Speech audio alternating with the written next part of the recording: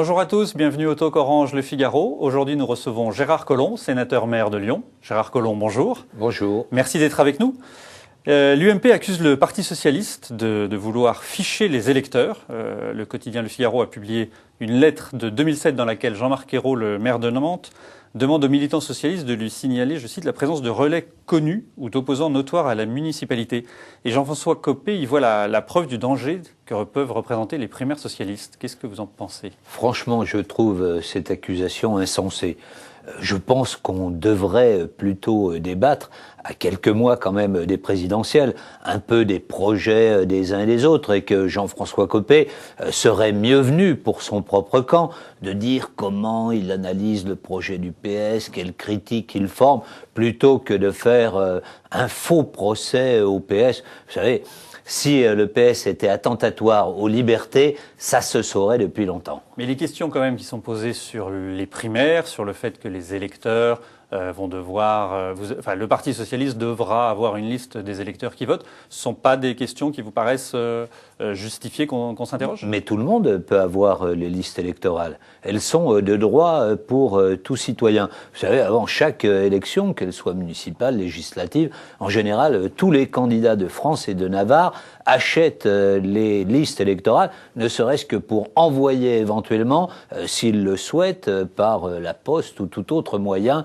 leur littérature aux électeurs. La différence, c'est que là, tout le monde a voté et on ne sait pas pour qui les gens ont voté. Alors que là, dans le cadre d'une primaire, seuls ceux qui votent pour le Parti socialiste auront voté et auront signé ces listes d'émargement. Oui, à condition qu'il n'y en ait pas qui soient taquins dans l'autre camp. Non, je crois que véritablement, en plus, le Parti socialiste a dit qu'après donc le vote, il détruirait les listes. Je crois que c'est faire un faux procès. Vous savez, en plus, c'est quand même une conception un peu bizarre de la politique. Vous voyez, par exemple, à Lyon, moi, je travaille avec des gens dont je sais qu'ils sont à droite, des entrepreneurs avec qui je travaille tous les jours.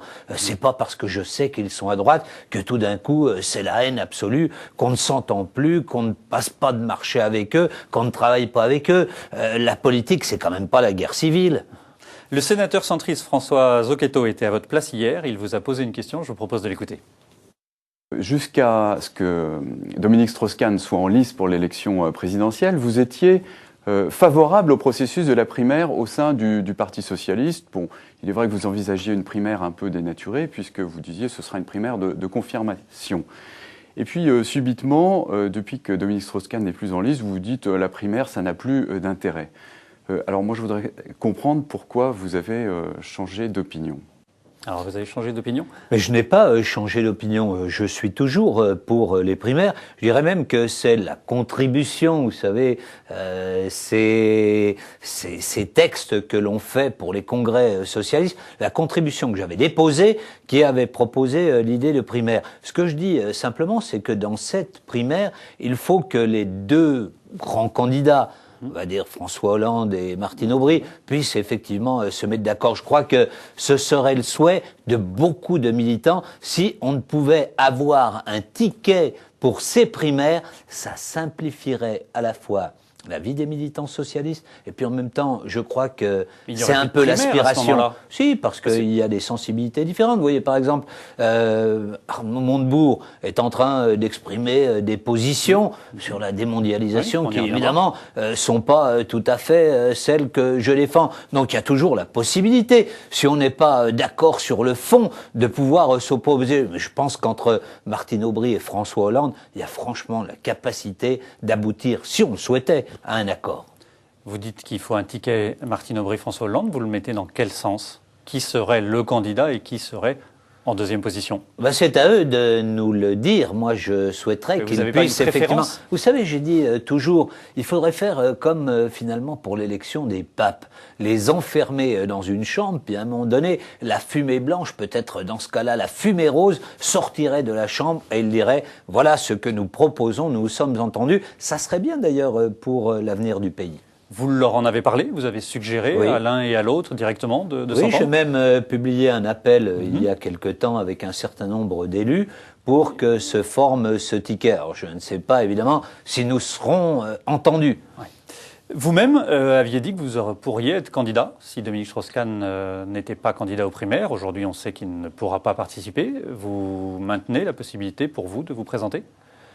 Je n'avais évidemment pas envisagé le cas que nous venons de vivre. Et je pense que ça a quand même joué un rôle tout à fait déterminant. Ça a été un choc pour beaucoup de Français. Et donc, je pense que dans ces conditions, il ne faut pas qu'on soit dans le débat et la confrontation, mais que l'on soit dans le rassemblement. Pour cela que je dis à un certain nombre de mes amis, vous voyez, par exemple, moi je suis très ami avec Manuel Valls. Je lui dis, Manuel, on ne va pas tous se présenter. Il faut aujourd'hui se rassembler pour être sûr demain de pouvoir gagner. Claude Guéant, on revient sur les primaires et sur les listes électorales, était à l'Assemblée cette semaine, réponse aux questions d'actualité. Je vous propose d'écouter son intervention. Nous aurons donc ni plus ni moins qu'une liste nominative des opinions politiques des Français. Alors même que le vote est secret, alors même que la loi informatique et liberté déclare illégale la collecte de données personnelles qui pourraient faire apparaître des opinions politiques. Je suis heureux que le Parti socialiste, par la voix de M. Vidalis, reconnaisse qu'il y a un problème. Et je pense qu'il y a un problème grave, parce que publier par différence une liste des opinions politiques des Français, c'est sérieux, c'est grave, et ça mérite autre chose que des brouhahas et des échanges d'onomatopées. Vous disiez tout à l'heure que vous étiez prêt à détruire ces listes, mais quelle garantie vous pouvez offrir au gouvernement ou à l'UMP que ces listes vont être détruites dans la journée ou dans l'heure qui suit le vote ? C'est notre bonne volonté. Je veux dire, qui soupçonne le Parti socialiste d'être un parti qui, à un moment donné, serait contre les libertés publiques? Qui soupçonne le Parti socialiste de faire des fichiers? Vous savez, apparemment quelquefois, oui, l'UMP, mais de manière circonstancielle. Pourquoi? Parce qu'aujourd'hui, on voit bien que l'UMP se trouve dans une position difficile. Je regardais un peu quand même l'ensemble des batteries de sondages qui donnent une idée de l'opinion publique du moment, où on voit que Nicolas Sarkozy se trouve en grande difficulté, simplement parce que les Français trouvent que, d'un point de vue économique, d'un point de vue social, eh bien, il y a une forme d'échec et qu'aujourd'hui, ils ne lui font plus confiance. Donc, c'est ça le véritable problème. Et à mon avis, Jean-François Copé devrait s'attacher davantage à convaincre les Français du bien fondé d'une politique plutôt que d'accuser le Parti socialiste de vouloir détruire les libertés en France. Vous souteniez donc Dominique Strauss-Kahn, comme Pierre Moscovici, qui lui hésite à se présenter pour annoncer sa candidature aux primaires. Il pourrait être un bon candidat de substitution, ou en tout cas un bon candidat pour les primaires ? Pierre Moscovici est quelqu'un qui, d'une part, a du talent et qui, d'autre part, défend des idées qui sont proches des miennes. Donc, je pense que nous aurons beaucoup de choses à faire ensemble dans l'avenir. Je pense que Pierre Moscovici est en train de réfléchir.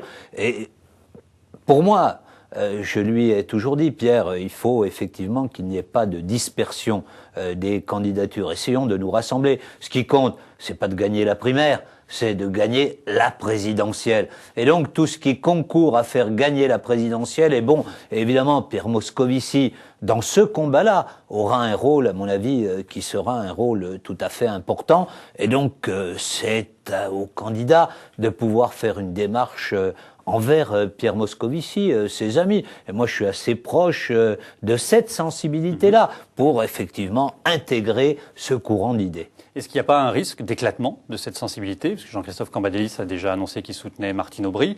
Pierre Moscovici pourrait se présenter. Vous appelez à un rassemblement dont on voit bien qu'il ne va pas se faire. Il y a un risque d'éclatement des Strauss-Kahniens?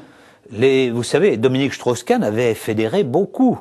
Des gens venant d'horizons très différents. Et donc, évidemment, quelquefois, les gens reprennent un peu les marques du passé. Mais quand même, le fait d'avoir soutenu Dominique Strauss-Kahn fait qu'il reste aujourd'hui des convictions, des amitiés communes.